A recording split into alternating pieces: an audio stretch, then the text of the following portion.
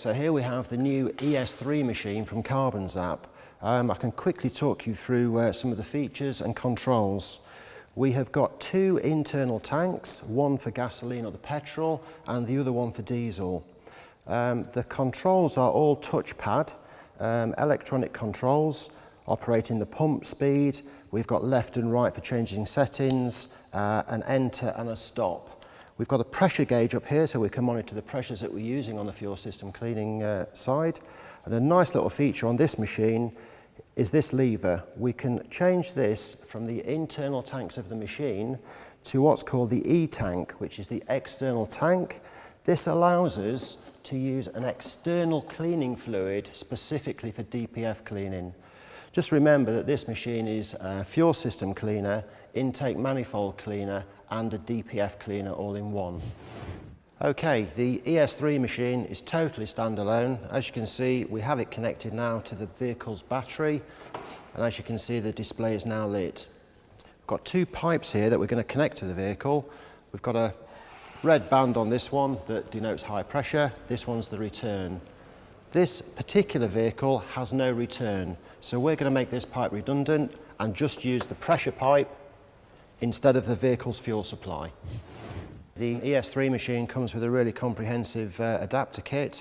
One of these we're now going to use to connect to the vehicle, and that will allow us then to connect our red pressure pipe directly to the fuel rail. We now have the vehicle fuel supply disconnected, and we have attached an adapter from the ES3 kit to enable us to connect the ES3 to the fuel rail. It's really important to stress that once we have got the vehicle fuel supply disconnected, we are now running the vehicle on the ES3 supply. So this one needs isolating, either by removing the relay, a fuse, disconnecting the fuel pump, but we must stop this from working. Okay, with the ES3 machine now all connected, we can make some adjustments on the control panel and start the process. Okay, so the first thing we need to do is basically set up the time and the fuel pressure that this process is going to run at. We do this by the enter and stop buttons just here. Okay, pressing the enter button initially, we can choose between normal, DPF or inlet manifold clean.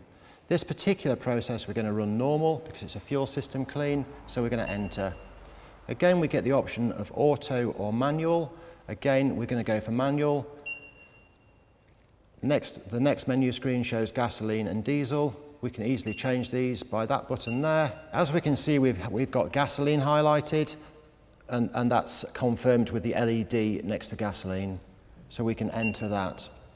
The next screen shows us the amount of time the process is going to run for and the pressure that the pump is set at, or the percentage that the pump is set at. If we enter there, we can see that the machine starts and the pressure gauge is now showing us what the fuel pressure is on the vehicle. You will need to know what your fuel pressure is on the vehicle. You can obtain that information from technical data.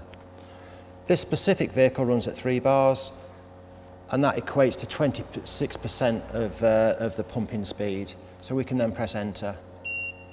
As you can see that the process is running from 30 minutes, we're counting down now. This allows us now to start the vehicle, which will run on this machine.